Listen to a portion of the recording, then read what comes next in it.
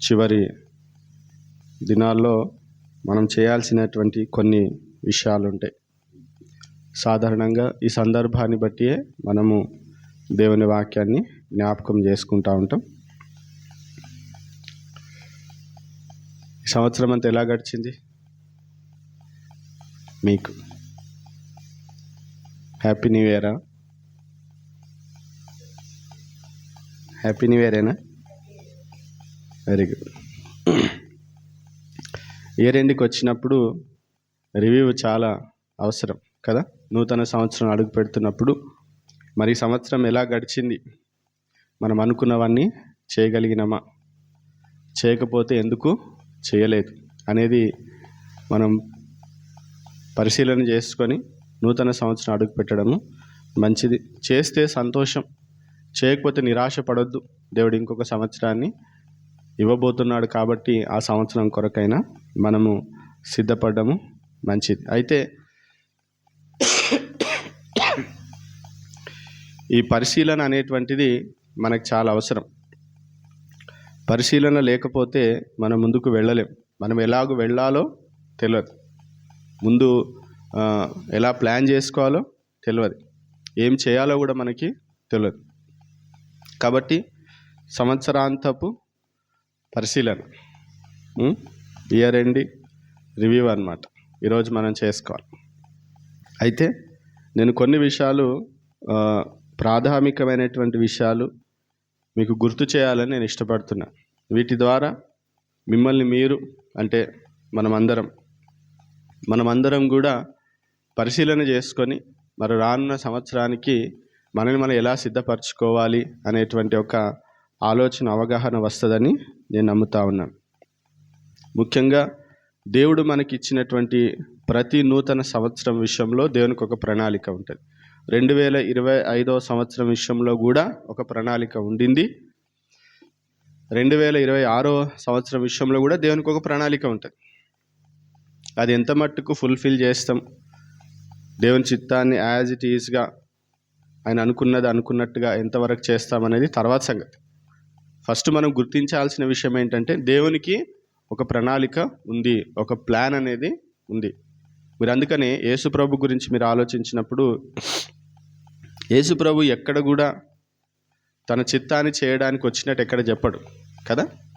ప్రతిసారి తండ్రి చిత్తమని, తండ్రి సమయమని కదా. ఈవెన్ సమయం కూడా ఏమంటాడు, ఆయన సమయం ఇంకా రాలేదు అంటే యేసుప్రభుకి తెలుసు ఒక ప్లాన్తోని, ఒక పర్పస్తోని నేను వచ్చిన, కాబట్టి అది చేయడం తప్ప వేరొకటి నాకు లేదు అనేటువంటి విషయం యేసుప్రభుకి చాలా బాగా తెలుసు. అదేవిధంగా మనందరి విషయంలో కూడా ఈ 2025 విషయంలో కూడా దేవునికి ఒక ప్రణాళిక ఉండే.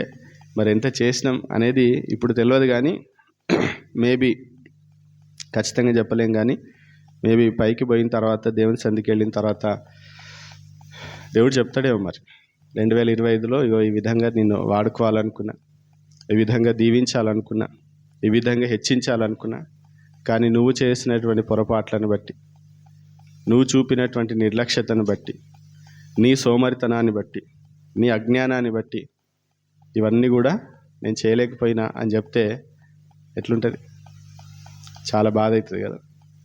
అందుకని మనం ఏం చేయాలి? ప్రభు సన్నిధిలో ప్రార్థించాలి. ప్రభువా, మీరేమనుకుంటున్నారో అదంతా కూడా నా జీవితంలో నెరవేర్చండి అని. సరే, ఈ సంవత్సరంలో దేవుడు మనకి ఎందుకు ఇస్తాడు ప్రతి సంవత్సరం అని అంటే, ఏదో ఒకటి నేర్చుకోవడానికి దేవుడు సంవత్సరాన్ని ఇస్తాడు. కాబట్టి మొట్టమొదటిది మనం ఏం పరిశీలన చేసుకోవాలంటే, నేను 2025 సంవత్సరంలో నేనేమి నేర్చుకున్నా? మొట్టమొదటిది ఏంటిది? నేనేమి నేర్చుకున్నాను అనేది మనము ఒకసారి పరిశీలన చేసుకోవాలి. ఏమైనా నేర్చుకున్నారా? ఒకవేళ నేర్చుకున్నట్లయితే ఏ స్థాయికి నేర్చుకున్నారు? ఏ స్థాయికి నేర్చుకున్నారు? క్వాలిటీ, క్వాంటిటీ రెండు ఇంపార్టెంట్, అవును. కొన్ని విషయాలు మనం నేర్చుకున్నాక ఇంకా పరిపూర్ణం అయిపోయినాం అనడానికి లేదు కదా. చదవాలనుకుంటే బ్రతికినంతకాలం చదవచ్చట, నేర్చుకోవాలనుకుంటే బ్రతికినంతకాలం నేర్చుకోవచ్చు అంటారు లోక విధానంలో. మరి ఇంకా దైవిక విషయాలు ఒకసారి మీరు ఆలోచన చేస్తే ఇంకే రేంజ్లో ఉంటుందో మీరు గమనించండి. కాబట్టి ఈ 4 రోజులు, ఈరోజు ఎంత 28, 28 కదా, 29, 30, 31, ఈ 4 రోజులు మీరు ఏం ఆలోచన చేయాలంటే నేను ఏం నేర్చుకున్నా ఈ 2025 సంవత్సరంలో.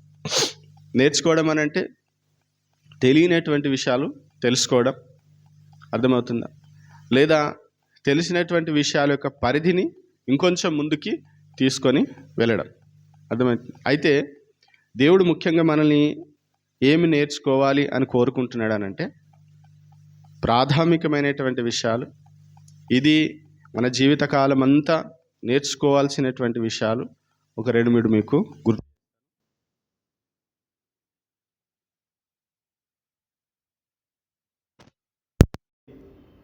మీకు అప్పుడు అర్థమైంది. ఓకే, దేవుడు ఏం నేర్చుకోవాలనుకుంటున్నాడు అని అంటే రోమీయులకు రాసిన పత్రిక 12వ అధ్యాయం, రోమీయులకు రాసిన పత్రిక 12వ అధ్యాయం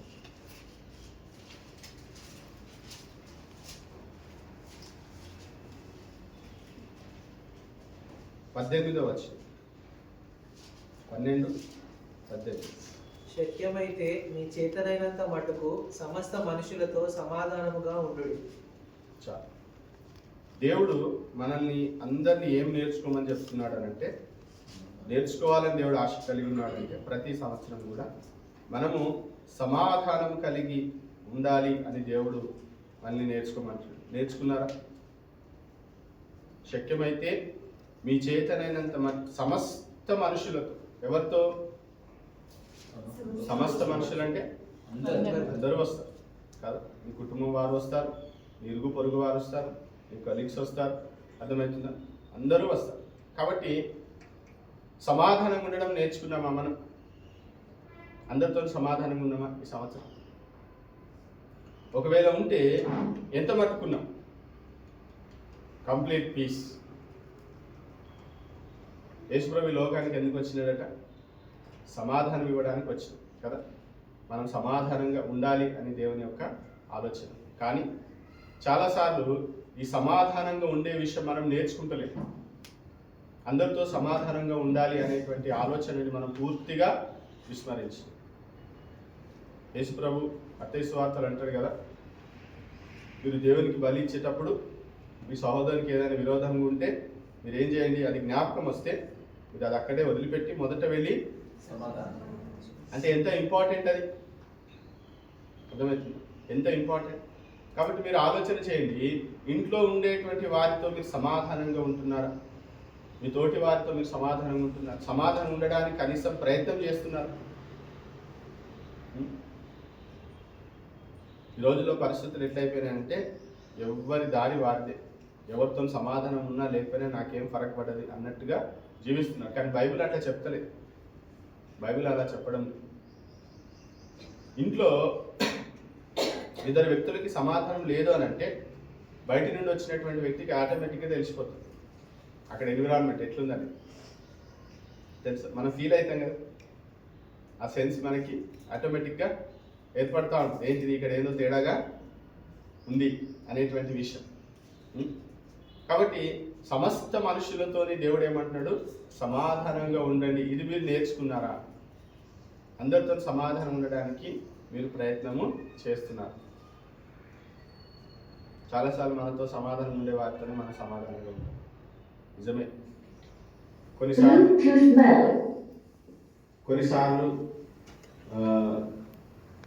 ఎదుటి వ్యక్తి మనతో సమాధానం ఇష్టపడకపోవచ్చు, కానీ నీ మనసులో ఏముండాలి? ఆ వ్యక్తితో నేను సమాధానంగా ఉండాలి అనేటువంటిది నీ వైఖరి ఉండాలి అని దేవుని వాక్యము సెలవిస్తుంది. ఎందుకనంటే అసమాధానంతో మనము ఇక్కడ ఉండడానికి లేం. అర్థమవుతుందా? మనం అందరం కూడా ఎక్కడికి వెళ్ళాలి? పరలోకానికి వెళ్ళాలి. అక్కడ అందరం కలిసే ఉండాలి. అవునా? సమాధానం లేకపోతే కలిసి ఉండగలమా? ఉండలేం కదా. కాబట్టి మీ ఫస్ట్ ప్రయత్నం ఏముండాలి? నేనేం నేర్చుకోవాలి? నా చుట్టూ ఉండేవారు అందరితో నేను ఎట్లుంటా? సమాధానంగా ఉంటా. అర్థమవుతుందా? మీరు ఒకసారి ఆలోచన చేయండి. నాకు ఎవరితో నాకేంది అని అనుకుంటే ఎదుటి వ్యక్తి కూడా అనుకోవచ్చు. ఎవరైనా అనుకోవచ్చు, ఎవరికి వారు నీతో నాకేందంటే నీతో నాకేంది అనుకోవచ్చు. కానీ దేవుడు మనల్ని ఆ విధంగా ఈ లోకంలో పుట్టించలేదు. ముఖ్యంగా రక్షణ పొందినటువంటి మనం సాధ్యమైనంత మట్టుకు, పౌలు అంటున్నారు, సాధ్యమైనంత మట్టుకు మీ చేతనైనంత మట్టుకు. ఎందుకు చేతనైనంత మట్టుకు అంటే కొందరికి ఎక్కువ చేతనైతే, కొందరికి తక్కువ చేతనైతే. వారి వారి ఎబిలిటీస్ ఉంటాయి కదా, వారి వారి సామర్థ్యం, దేవునితో వారికి ఉన్న సంబంధం. కొంతమంది శత్రువులతో కూడా సమాధానం ఉంటారు, కొంతమంది మిత్రులతో కూడా సమాధానంగా ఉంటారు. డిఫరెంట్ లెవెల్స్ ఉంటాయి అవి. కాబట్టి ఈ డిఫరెంట్ లెవెల్స్ ఉన్నప్పుడు మన లెవెల్ కూడా ఏమవ్వాలి, క్రమక్రమంగా పెరుగుతూ ఉండాలి. లాస్ట్కి వచ్చేసరికి యేసుప్రభు సిలువ వేస్తున్నప్పుడు కూడా ఎవరితోనైనా సమాధానంగా ఉన్నాడా కదా? అంత భయంకరంగా హింసించి దూషిస్తున్న, ద్వేషిస్తున్న రోమా సైనికుల విషయంలో కూడా దేవుడు ఎలాంటి ఆ కోపం, ఆవేశం పెట్టుకోలేదు. తండ్రి వీరు ఏం చేయించున్నారో మీరు ఎరగరు కనుక వీరిని క్షమించు, నాకేం లేదు వీళ్ళ మీద, మీరు కూడా ఏం పెట్టుకోకండి అని అంటున్నారు. అసమాధానంగా ఉండమంటే వాళ్ళ మీద మనకి ఏదో ఒకటి ఉంది అని. కాబట్టి దేవుడు ఏం చెప్తున్నాడంటే సమాధానంగా ఉండడం మనము నేర్చుకోవాలి. మీరు ఎంత మట్టుకు నేర్చుకున్నారు ఈ 2025 ఆలోచన చేయాలి. రెండవది, దేవుడు మనకి సంతృప్తి కలిగి ఉండడం నేర్చుకోమని చెప్తున్నాడు. ఇది చాలా ప్రాముఖ్యమైనటువంటి. ఎలా ఉండాలి? సంతృప్తి కలిగి ఉండాలి. ఫిలిప్పీలకు రాసిన పత్రిక 4వ అధ్యాయం 11వ వచనం. ఫిలిప్పీలకు రాసిన పత్రిక 4వ అధ్యాయం 11వ వచనం.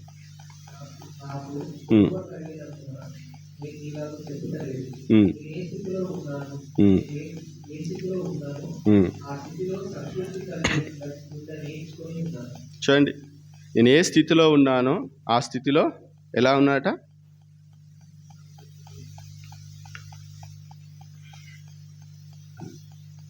సంతృప్తి కలిగి ఉండడం పుట్టుకతో వచ్చేది కాదు,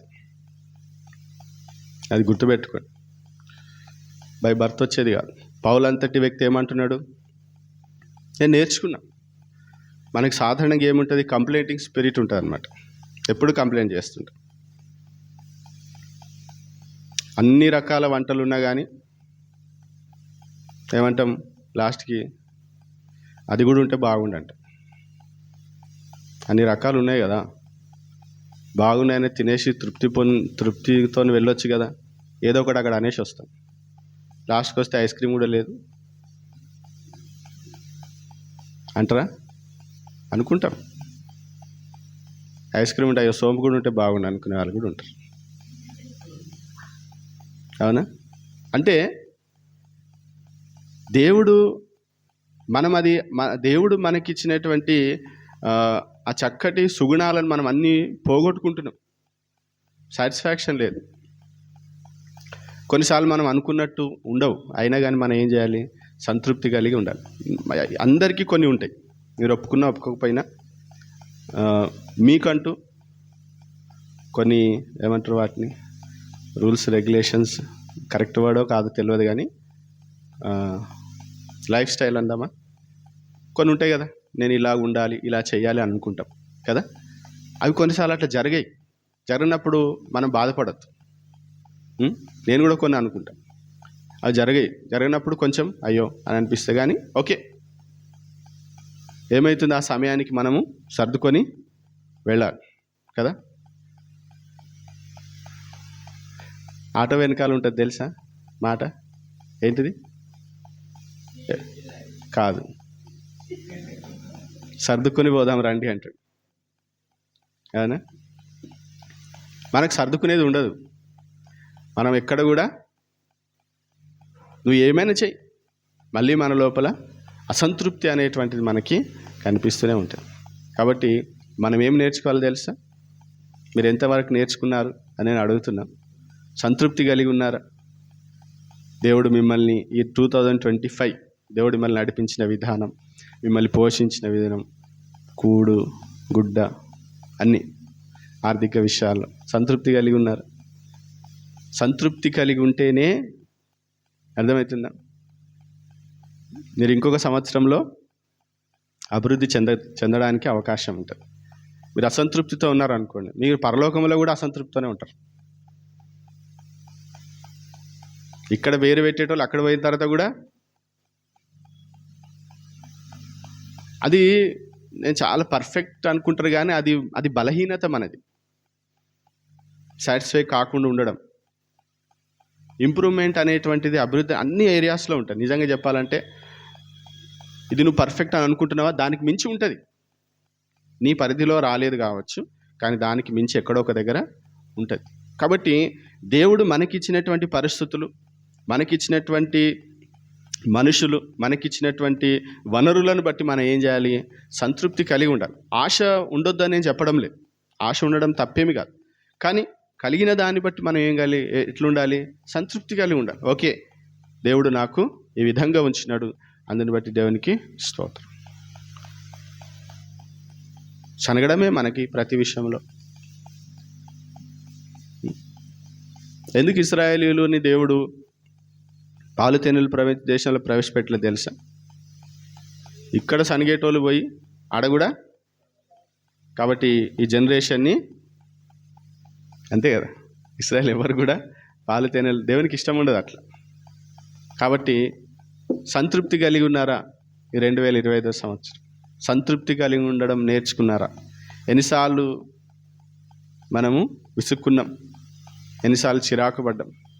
మీరు ఆలోచన చేయండి. ఎంతమంది మీద మనం అసంతృప్తిని వ్యక్తం చేసినాం. నువ్వు ఇట్లుంటే బాగుండు, నువ్వు అట్లుంటే బాగుండు, వాళ్ళు కూడా నువ్వు కూడా ఇట్లుంటే బాగుండాలి. నువ్వు ఉంటావా మరి?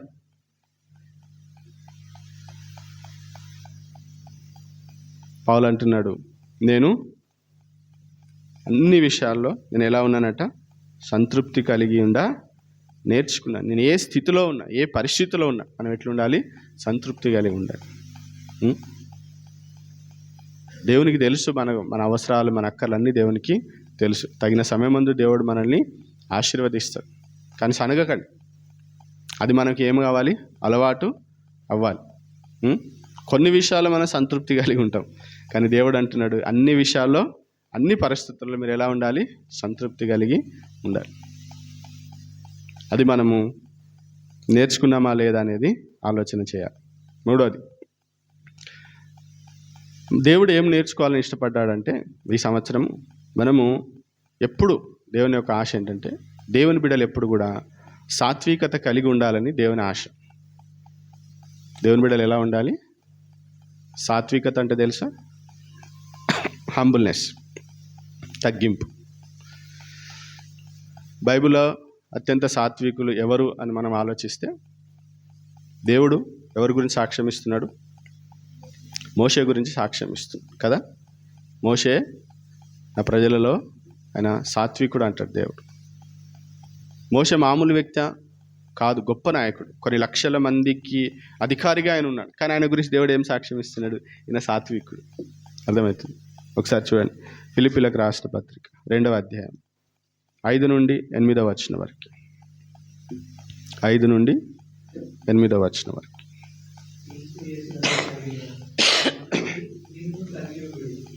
ఆయన దేవుని స్వరూపం కలిగిన వాడై ఉండి దేవునితో సమానంగా ఉండగా విడిచిపెట్టకూడని బాధ్యమని ఎంచుకోలేదు, కానీ మనుషుల పోలికగా ఉండి దాసుని స్వరూపమును ధరించుకొని తను తానే రిక్తునిగా చేసుకుని, మరియు ఆయన ఆకారంలో కలబడి మరణము పొందినట్టుగా, అనగా శిలువ మరణం పొందినట్టుగా విధేయత చూపిన వాడి తన్ను తాను తగ్గించుకొనెను. క్రీస్తు యేసునకు కలిగిన ఈ మనస్సు మీరును కలిగి ఉండండి.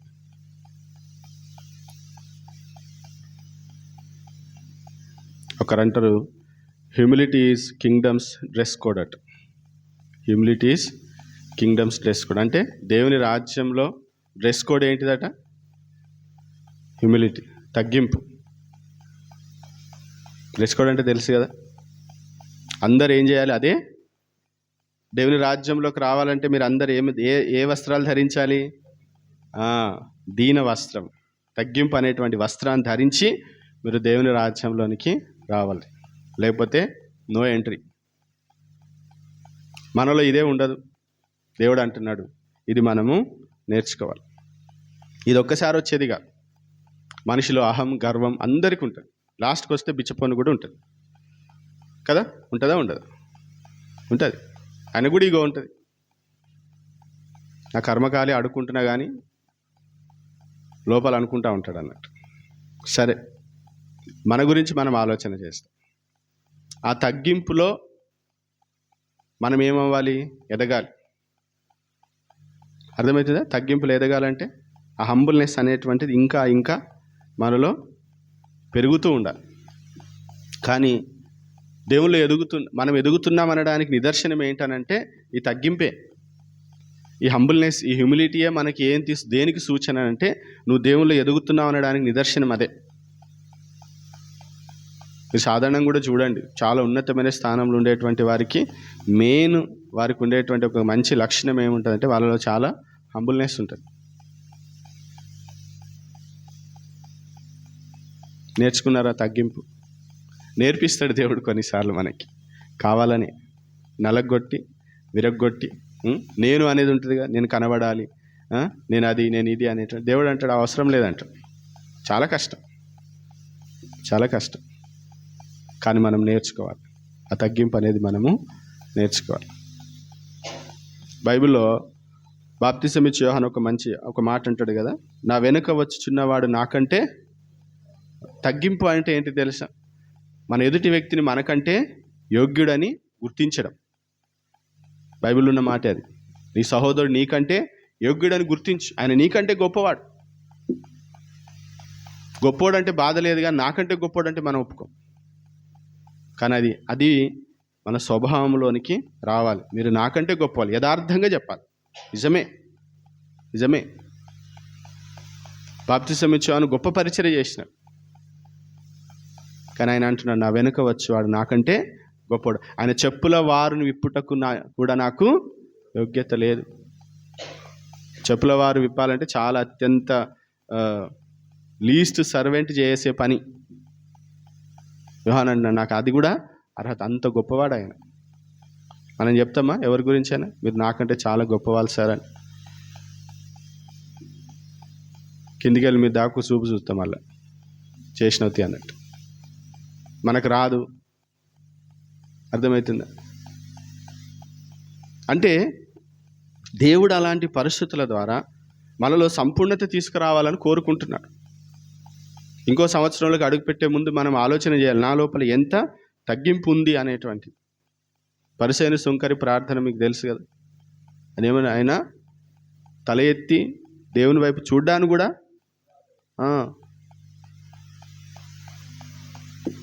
ఆలోచన చేయండి దేవుని బిడ్డ. చాలాసార్లు మనం ఇక్కడ ఫెయిల్ అయిపోతున్నాం. మనం తగ్గించుకుంటలేం. నేనే గొప్ప అనేటువంటి యాటిట్యూడ్ మనం చూపిస్తున్నాం. అది దేవునికి ఏమాత్రం కూడా ఇష్టం లేదు. మొహమ్మద్ అలీ అనే పేరు విన్నారా ఎప్పుడైనా? విన్నారా ఎవరైనా? బాక్సర్ కదా, చాలా గొప్ప బాక్సర్. ఆయనకు బాగా గర్వం, బాగా అతిశయం అన్నమాట. నేనే గ్రేట్, ఐఎమ్ ద గ్రేటెస్ట్ అంటాడట ఎప్పుడు చూసినా కానీ. అయితే ఒకసారి ఆయన ఫ్లైట్ ఎక్కి వెళ్తూ ఉన్నాడు. ఫ్లైట్ ఎక్కి వెళ్తూ ఉంటే ఎయిర్ హోస్టెస్ చెప్పి వచ్చి చూసింది. ఆయన చూసినప్పుడు అది ఉంటుంది కదా బెల్ట్, సీట్ బెల్టా, సీట్ బెల్ట్ పెట్టుకోడు. ఆయన పెట్టుకోబోతే ఏమంటుంది, మిస్టర్ అలీ గారు సీట్ బెల్ట్ పెట్టుకోండి అని అంటారు. అంటే ఆయన ముందే ఫీలింగ్ కదా బాగా. ఆయన అన్నాడు అనమాట, సూపర్ మ్యాన్లకి సీట్ బెల్ట్ అవసరం లేదంటాడు. అంటే ఏమంటుండు, నేను ఒక సూపర్ మ్యాన్ని, నాకు సీట్ బెల్ట్ అవసరం లేదంట. ఈమె చిన్నదేం కాదు. ఏమేమన్నా తెలుసా, సూపర్ మ్యాన్లకి అసలు ఫ్లైట్ కూడా అవసరం లేదన్నట్టు. అవునా కదా? ఎందుకు అట్లాంటి కదా? అనవసరంగా మనం పరువు తీసుకోవడం తప్పితే ఇంకోటి ఉండదు. కాబట్టి ఎప్పుడు కూడా ఎట్లుండాలి, సరే నువ్వు ఎంత గొప్పోడివైనా సరే కొన్ని మనం పాటించాలి కదా. మన ఈగో అందరూ పట్టుకుని నేను పట్టుకోవాలి అంటే ఏమనుకోవద్దు. కొంతమంది ఏజ్డ్ పీపుల్ కట్టె పట్టుకొని నడవడానికి ఇష్టపడరు. అంటే విమర్శిస్తలేదు, వాళ్ళకు అదొక ఫీలింగ్. అద్దాలు పెట్టుకోవడానికి కొందరు ఇష్టపడ్డారు.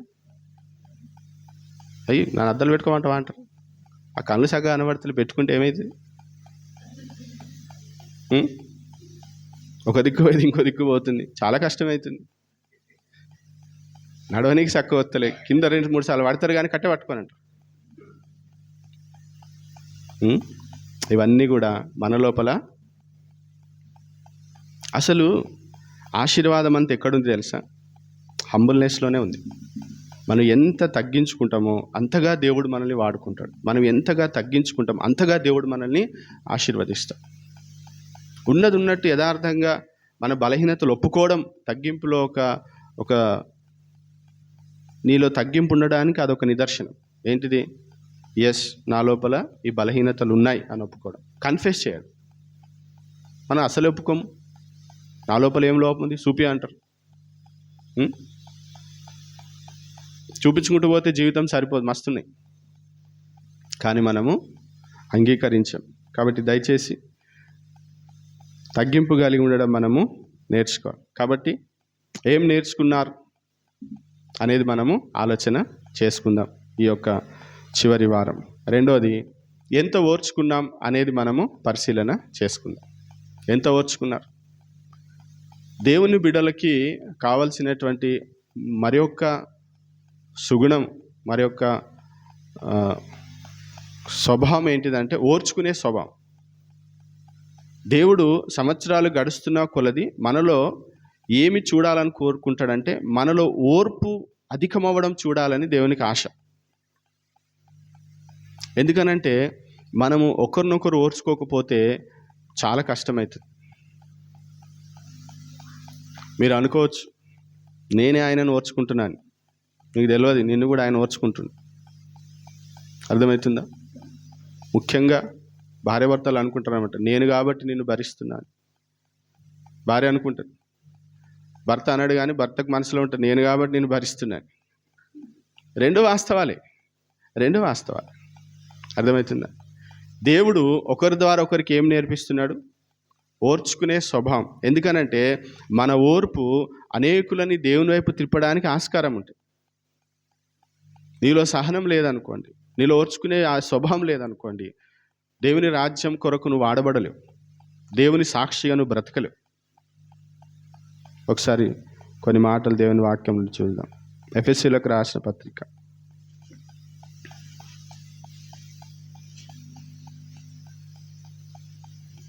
4వ అధ్యాయం 2వ వచనం.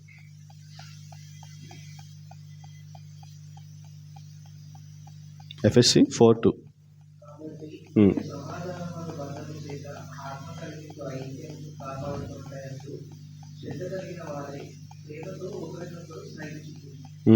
చూడండి, ఏం చేయాలట?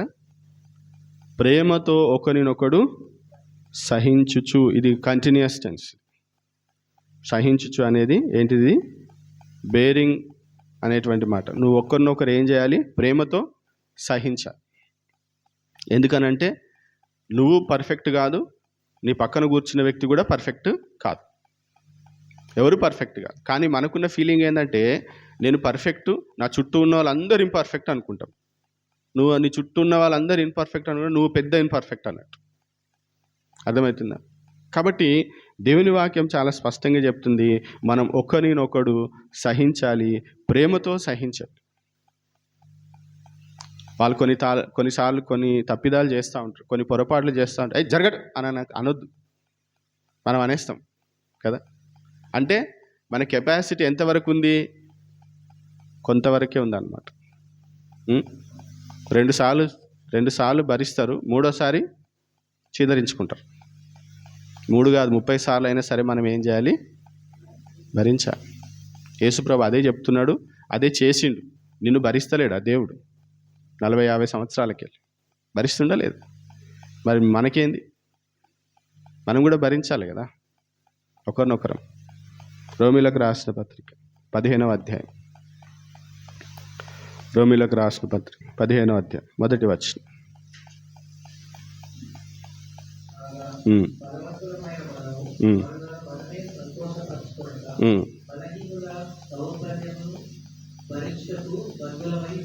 చూడండి, బలహీనుల దౌర్బల్యములను భరించుటకు బద్ధులమై ఉన్నాం.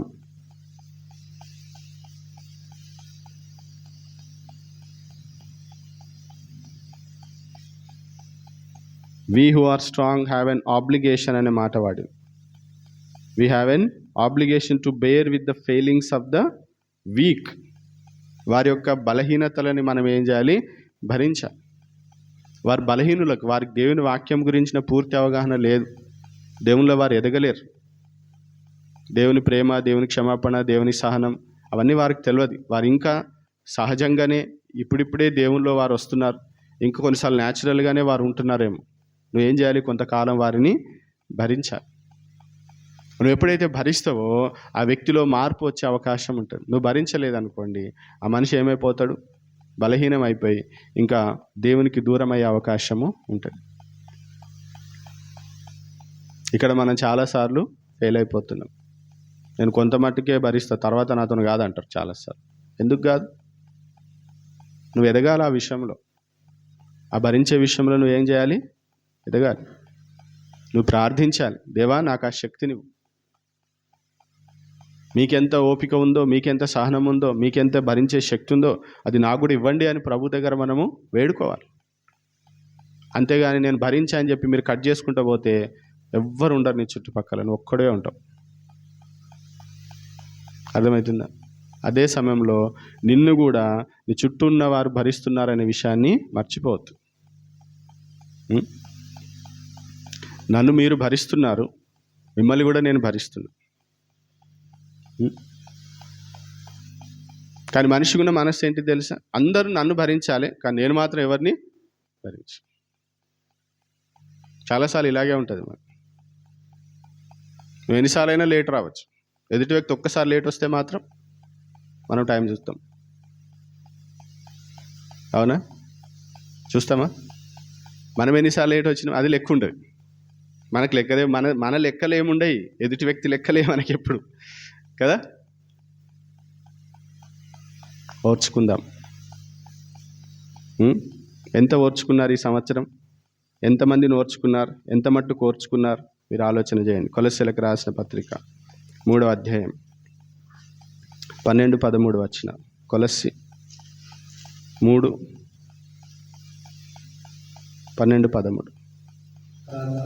దేవుడి చేత ఏర్పరచబడిన వారు పరిశుద్ధులను, ప్రియులైన వారికి తగినట్టు ఈ జాగ్రత్త మనసును, దయాళుత్వమును, వినయమును, సాత్వికమును, దీర్ఘశాంతమును ధరించుకోండి.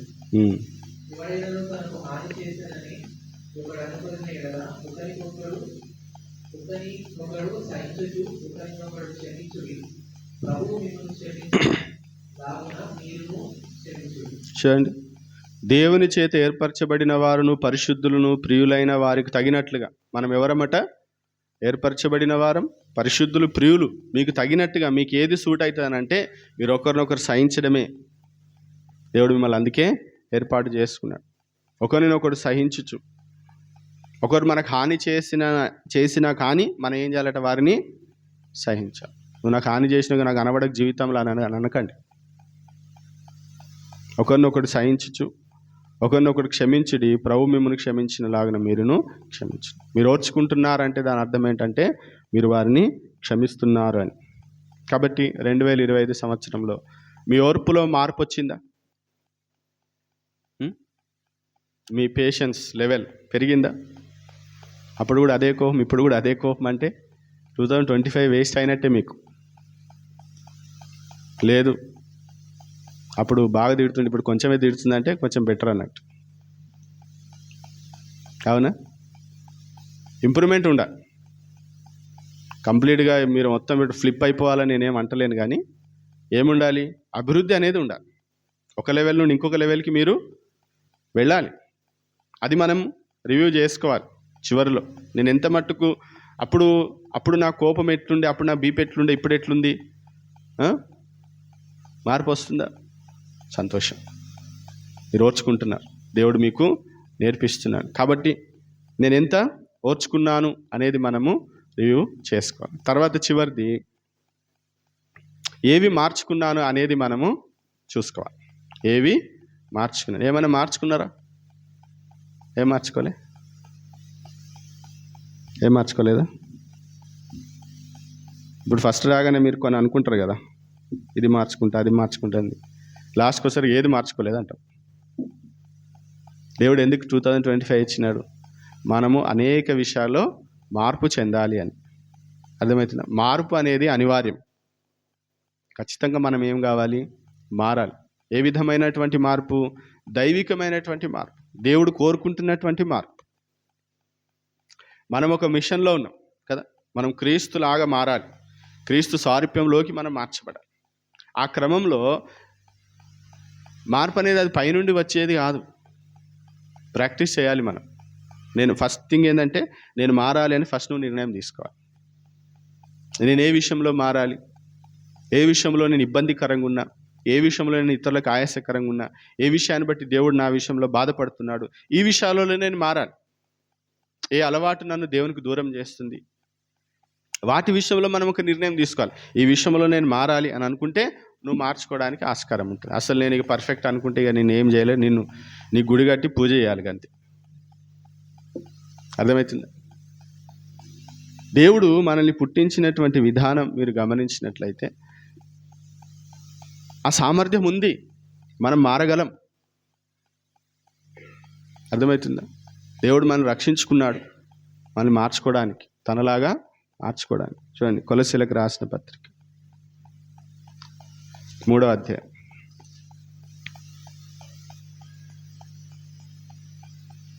9-10 వచనాలు చూడండి. కొలస్సీ 3:9-10.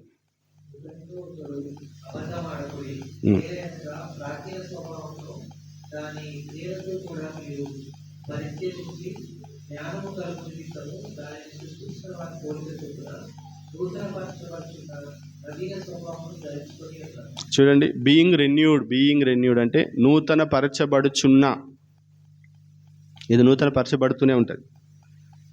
పౌలు ఏమంటున్నారు? ఒకరితో ఒకరు అబద్ధమాడకుడి, ఏలనగా ప్రాచీన స్వభావమును దాని క్రియలతో కూడా మీరు పరిత్యజించి. మన ప్రాచీన స్వభావం పోయింది, దేవుడు మనకి నవీన స్వభావాన్ని దేవుడు మనకి ఇచ్చినాడు. నూతన పరచబడుచున్న నవీన స్వభావమును ధరించుకొని ఉన్నారు. మనం నవీన స్వభావం ధరించుకున్నాము. ఈ స్వభావం ఎలాంటిదంటే నూతన పరచబడుతూ ఉంటుంది, ఇది కంటిన్యూ జరుగుతూ ఉంటుంది. అంటే మనము అనేక విషయాల్లో మార్పు చెందుతూ ఉండాలి. ఏం మార్చుకున్నారు?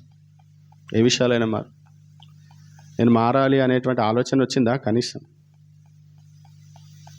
చాలాసార్లు మనకు ఉండేటువంటి ఒక చెడ్డ అలవాటు ఏంటనంటే నేను దేంట్లో మారాల్సి, నేను పర్ఫెక్ట్ అనుకుంటా. నువ్వు చాలా విషయాల్లో మారాలి. దేవుని సన్నిధిలో నిలబడితే కదా నువ్వు దేంట్లో మారాలో తెలిసేది కదా. వాక్యం చదివితే నీకేం తెలుస్తుంది? నువ్వు ఏ విషయాల్లో మారాలో తెలుస్తుంది. వాక్యం చదువు, చెంప మీదకి వెళ్ళి 2 ఇస్తా ఉంటే తెలుస్తుంది మనకి. మనం బైబిల్ చదవము కాబట్టి మనం ఏమనుకుంటాము? నేను పర్ఫెక్ట్ అనుకుంటాం, నేను చేసిన దానికి తిరుగుండదు అనుకుంటాం. అసలు నువ్వు చేసింది ఒక పనే కాదు, బైబిల్ చదివితే తెలుస్తుంది. నువ్వు వెళ్తున్న విధానమే కరెక్ట్ కాదు. బైబిల్ చదువుతున్నారా? చదువుతుంటే దేవుడు చెప్తాడు, ఇదిగో ఇది మార్చుకో అని చెప్తాడు. వాట్ నెక్స్ట్ అంటే ఫస్ట్ ఇది మార్చుకో అంటాడు. అది మార్చుకున్న తర్వాత ఏంది ప్రభు అంటే ఇది మార్చుకో అంటాడు. దేవుడు ఒక్కొక్కటి ఏం చేస్తూ ఉంటాడు? సంవత్సరంలో ఒక్కటైనా మార్చుకుంటున్నామా మనం? ఒక్క విషయంలోనైనా. ఆయన సంగతి నాకు తెలుసు అని అంటారు చూడండి. ఆయన సంగతి నాకు తెలుసు అంటారు కదా, అది మనం చాలాసార్లు సంతోషపడతాం కదా. అంటే దాని అర్థం ఏంటి తెలుసా? నువ్వు మారలేదని.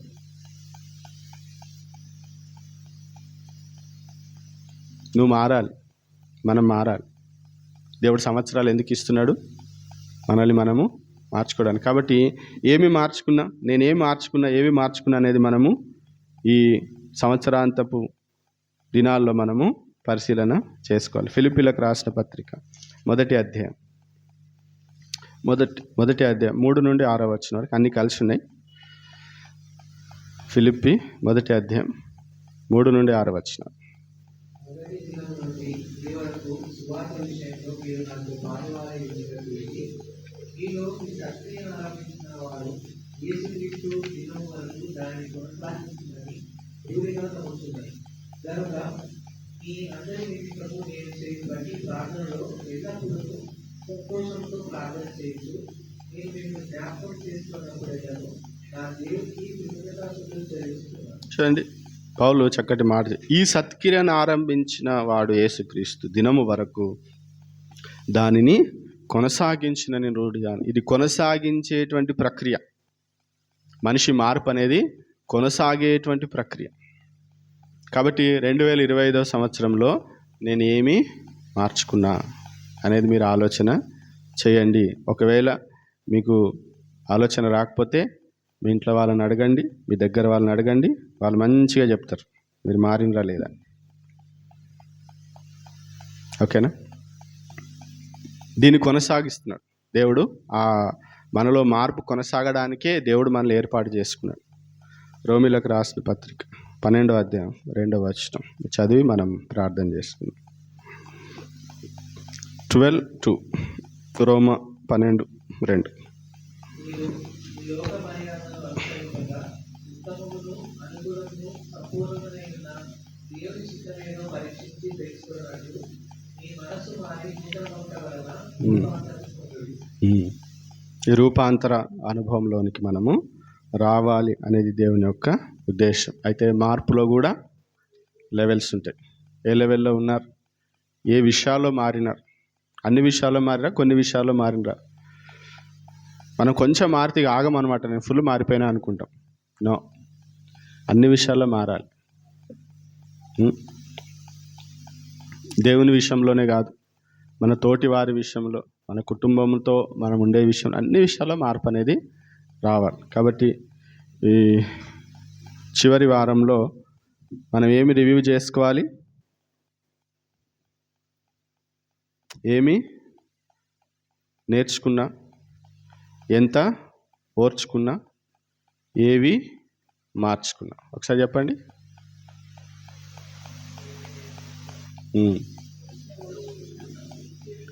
ఏవి మార్చుకున్నా? ఈ 3 ప్రశ్నలు మీకు మీరు వేసుకోండి. ఈ 3 రోజులు ఈ ప్రశ్నలకు సమాధానాలు వెతకండి. నెక్స్ట్ ఇయర్ కొరకు మనల్ని మనము సిద్ధపరచుకుందాం. ప్రార్థన చేసుకుందాం అందరం కూడా ప్రభు సన్నిధిలో.